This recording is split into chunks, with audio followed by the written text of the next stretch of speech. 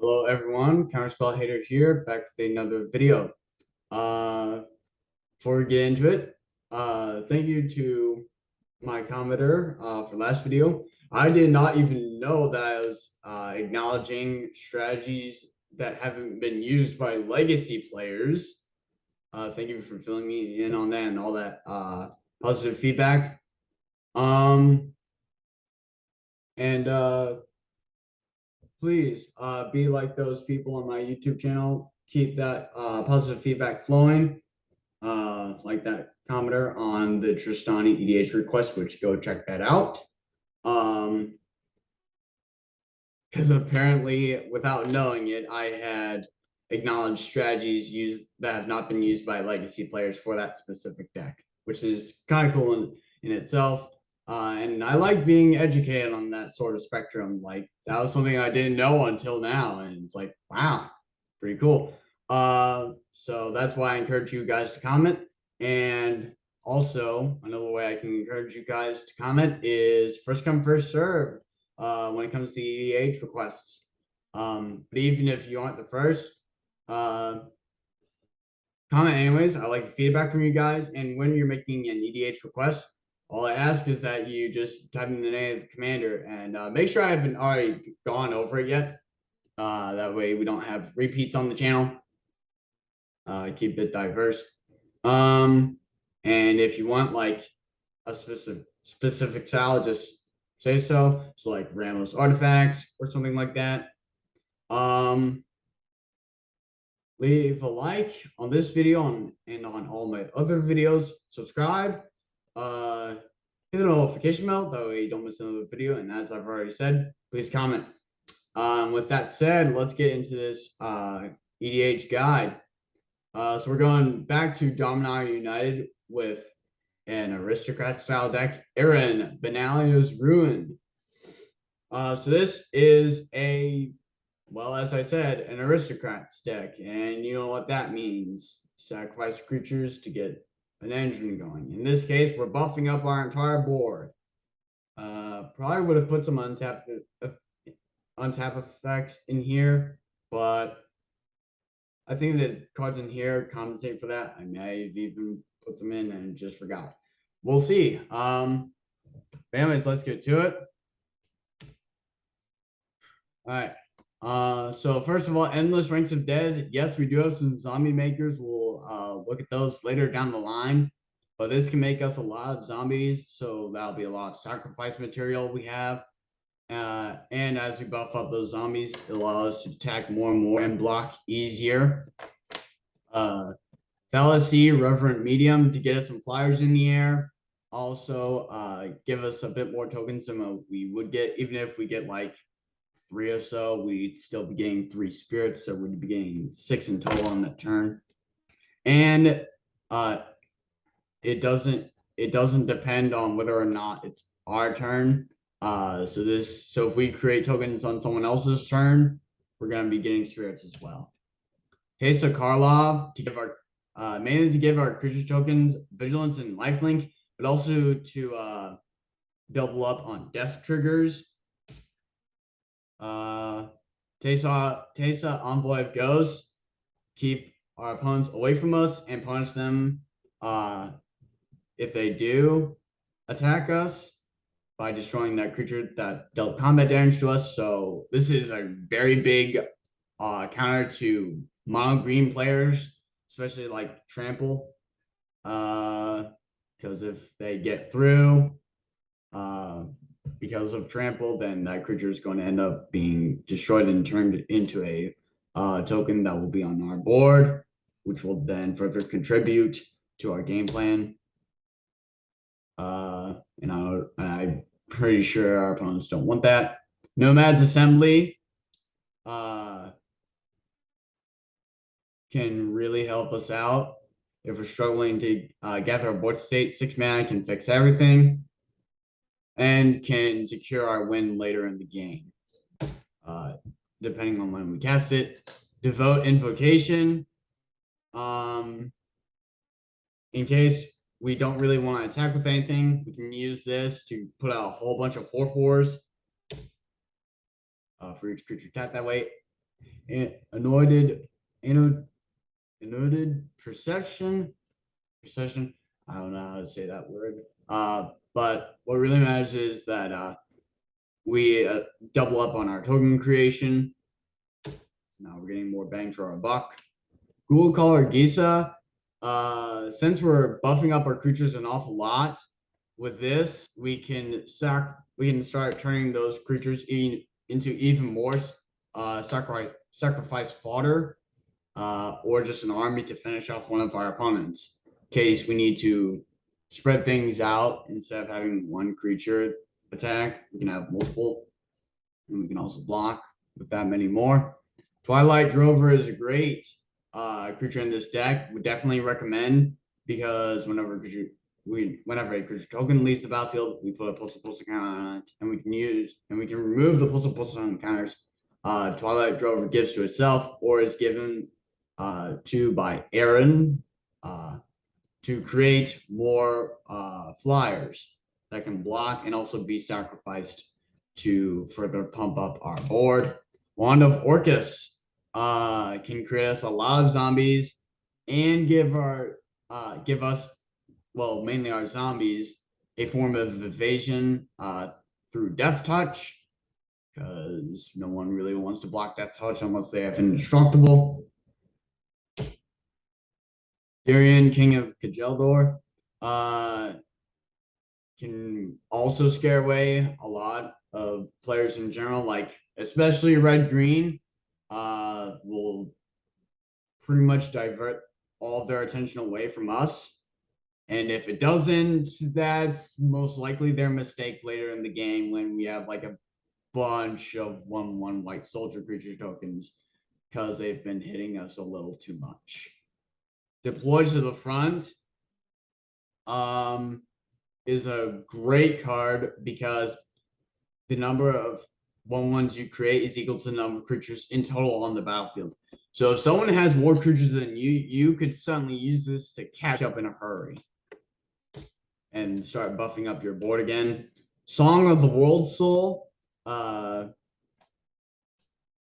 is more utility for us when we cast our spells, so we get more out of our turns. Crowded Crypt is definitely a great artifact. Would recommend this, because this is just whenever a creature dies, you put a corpse counter on it. Doesn't matter if it's a token or not. And I definitely recommend a lot of those types of cards that don't really care what it is, whether or not it's a token. It just, if something dies, then that card triggers. And because of that, this could probably get us a lot of zombies when we end up sacrificing it. And in the meantime, while we're waiting to build up a bunch of corpse counters on this, we will have some mana available to us, because it's also a mana round. Cemetery Reaper for graveyard hate, and buff up our zombie board, and also create zombies while we're exiling cards from graveyards. So that way our opponents can't get them back with something like Rise of the Dark Realms, or get something out of our graveyard that's scary, or just get something like Critterhoof Behemoth, like green-black players, or just any reanimation decks in general. This can help us prevent that. Curse of the Restless Dead is a hardcore counter against landfall decks, because this will start creating you a bunch of tokens as soon as they start playing lands, like Ajai, Tyrant of Gyre Strait, or Omnath, the new and quite very broken one. This can be a hardcore counter, or you can attach this curse to yourself, because it doesn't punish the cursed player in any way. It really rewards you more than anything. So you can attach this to yourself if there's no like landfall players at the table, and get more out of your turn that way. But if there's a landfall player at the table, you might want to target them, so either you get a bunch of zombies, or they don't get all that ahead because they're discouraged by your zombie production being based off of their landfall. Bum is your hardcore counter to Golgari style decks, discard style decks, because because it can create us creature tokens. Well, I stand corrected. It helps us. It's not a hardcore counter to anything. It helps us because it can create us creature tokens.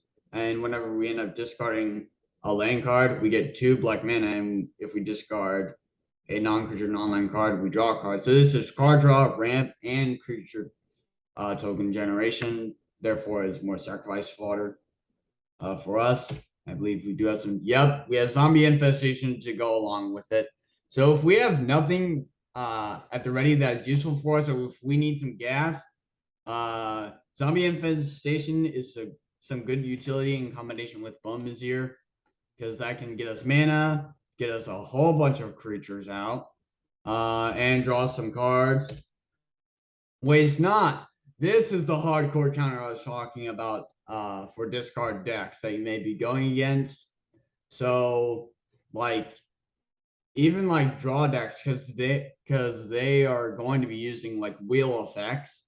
So Nekusar, Locust God,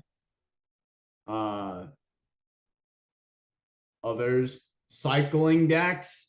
That's a hardcore. This is a hardcore counter to those types of decks, especially with the new Triome lands that will get you some mana right off the bat that you can use. So Engrave Betrayal is more sacrifice fodder for us and allows us to have more utility from other sides of the board, or other graveyards, I should say. So this can end up getting us something like a Craterhoof Behemoth that could just help us finish the game, or a Enraged Forerunners, not to close out the game, but to deploy an attack and still be able to block and get through for a lot of damage all in the same time. So Grave Betrayal, definitely would recommend it. And at the end of the day, if you don't like the creature you got, you can just sacrifice it. It's what these decks do. Curse of Disturbance. So this can be used to swing attention away from us, and create some zombies at the same time, and keep attention, just keep the focus away from us. Also, you can kind of use this to threaten someone, because if you just straight say I have Curse of Disturbance in their hand, no one's gonna want to mess with you because they aren't gonna want to be attacked. Or you can take advantage of someone's low creature board state. Rise of the Dreadmon. So this is kind of a card you would play after a board wipe, if there was to be one, so you could spring back within an instant. And it has Foretell, so Thoughtseize really can't touch this. And if you foretell this, you'd be casting it for a singular black mana instead of 3, because you foretell for 2. So you can pretty much make it all in vain if your opponent decides to board wipe. Helm of the Host. This can end up creating multiple Aron copies, so we'll be able to trigger that his effect off multiple times within a turn, buffing up our entire board multiple times. And those tokens will have haste, so if we want to attack them. God Eternal Ketra can be 2 things: creature token generation or creature fodder for our commander, because this, when it dies or is put into exile from the battlefield, we can put it into its owner's library, 3rd from the top, and we are the owner of this card in this deck. Or whenever we cast creature spells, we can get 4/4s that can then be buffed up, and they have vigilance, so we'll be able to have a big blocker if we keep them around.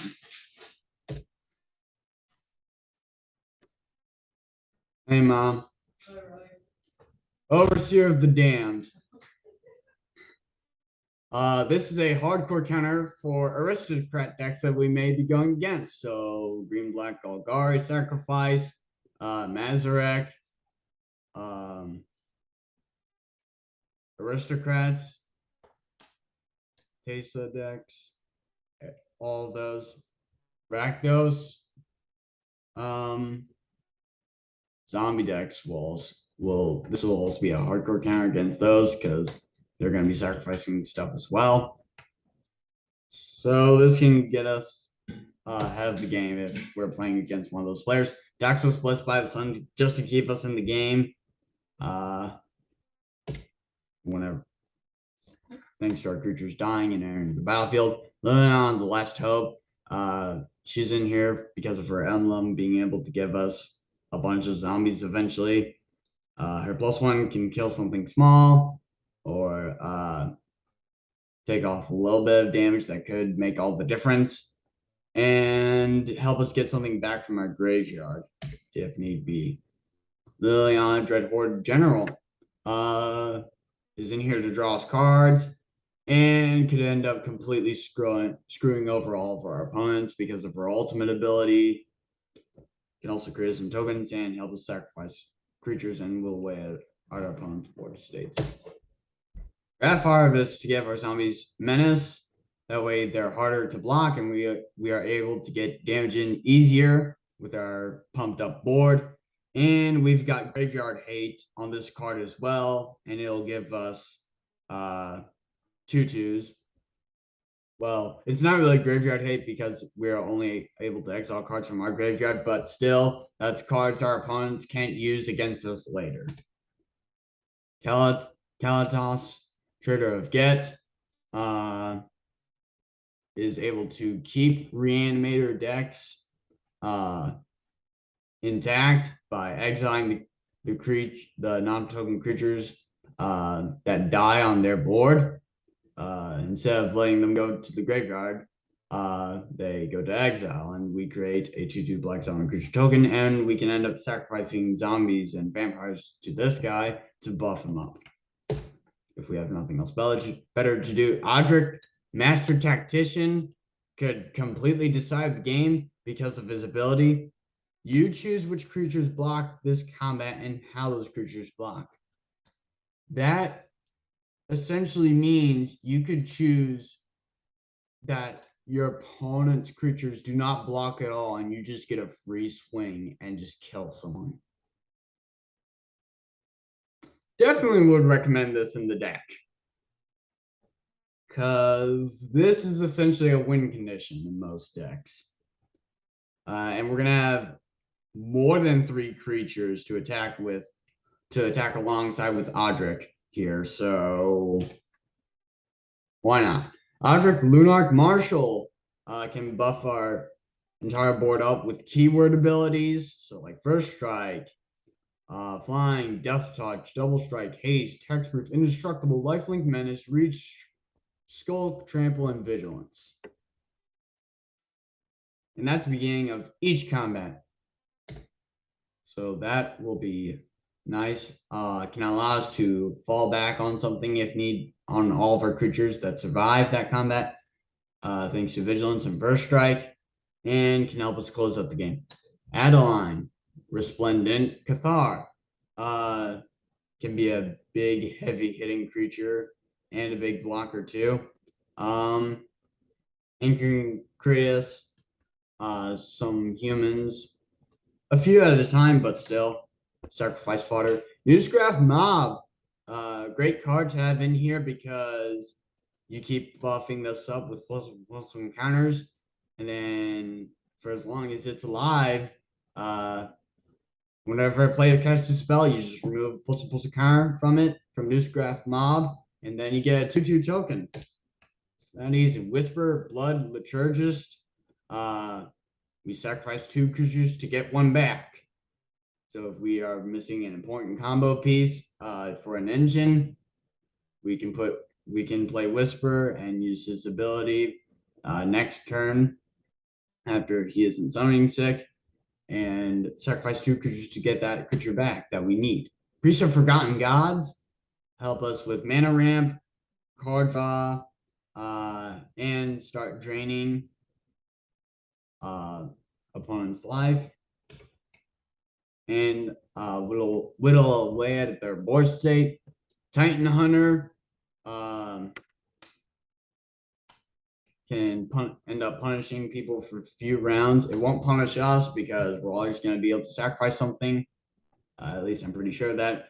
And if we don't have something we can use to sacrifice Titan Hunter, it gives us the ability to sacrifice the creature itself by paying just 2 mana to sacrifice the creature to gain 4 life. So this can help us keep ourselves in the game and slowly whittle away at people's life total for when they don't kill off their creatures. Butcher of Malakir. This is a dangerous card, and that's why I recommend it in most of these types of decks, because this can just destroy your opponent's board state if they let this thing live.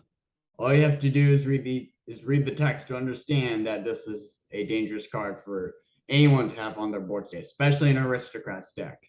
Do not let them keep this. Viscera Seer help us with our early draws. Sheoldred, Whispering One, can get stuff back from our graveyard that we may need on our battlefield and keep our opponent's board state intact by forcing them to sacrifice creatures on their upkeep. Torgar, Famine Incarnate is an easy double black 7/6 that cuts one of our opponent's life total in half. Or if we're lower than 20, we can use this to get back up to 20. So say we're at 1, we play Torgar, we can get all the way back up to 20, so we're safe for a few turns, unless our opponent is swinging for 30. Or is just able to kill us. Still, Torgar Famine Incarnate, great utility, can help you just outright kill someone who's a problem for your strategy. Allows you to sacrifice a few creatures so you can get off some death triggers from Butcher of Malakir and other cards. And can get you back up to 20 in a pinch if you need it that bad. The Ozolith. This allows us to store counters from our fallen creatures that have been buffed by Aron. So we can put that creature's counters onto another creature at the beginning of combat on our turn. Idly, Eternal Pilgrim.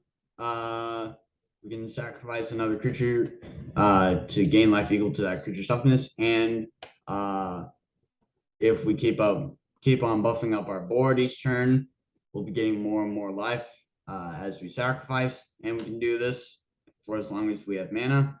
And then we can sacrifice another creature to also exile target non-land permanent, and we'll be able to activate this ability only if we have at least 10 life more than our starting life total, which shouldn't be a problem. Blood Artist, drain life, keep us in the game, start killing off our opponent, secure the win. Kirk, Son of Yawgmoth, is in here because of all the life gain we have, and help us cast more spells on our turn by using our life as a resource rather than our raw mana. And he has lifelink, so we're able to get that life back that we use to pay for our black spells or creature spells. And whenever we do cast this black spell, he gets even bigger. Omnixilus of the Black Oath can draw us a bunch of cards and gain us a bunch of life with his ultimate ability, giving us an emblem that allows us to sacrifice a creature for only 2 mana, and then gain X life and draw X cards for its sacrifice creature's power. Can give us some life and cause our opponents to lose some, and can create us a token. Colossus Citadel. This is a great card for this deck because it'll once again allows us to use our life as a resource, cast a card instead of using mana. So we're able to use our mana instead of casting cards to activate abilities of our non-land permanent or just permanents in general. And allows us to look at the top card for library at any time. This can also be a win condition because we just tap this and we sacrifice 10 non-land permanents, and suddenly each opponent has lost 10 life. if if Evra, how Hallie, how Hallison Witness? I don't know. We can end up turning this into a really big creature.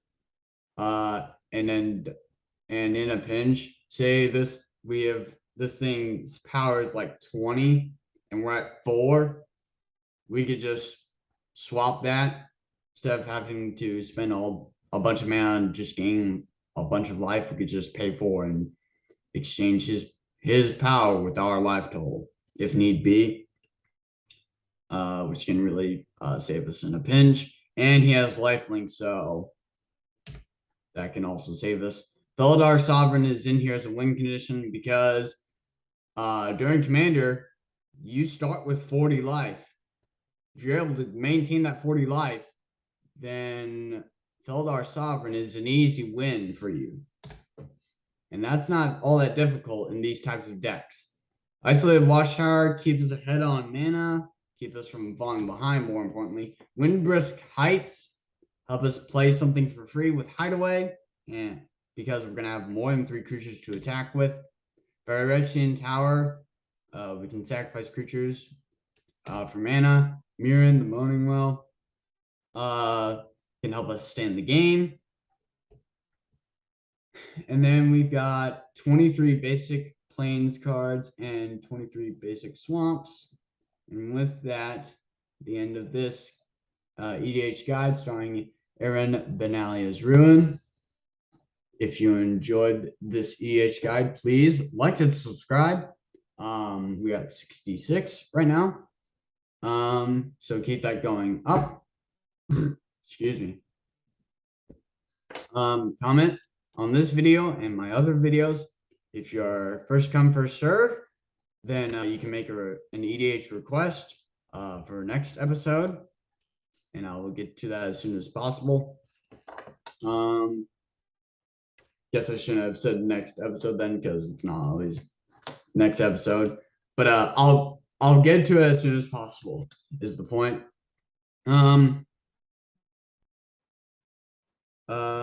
Oh, don't forget to turn notifications on, or hit the notification bell. That way you don't miss another one of my videos.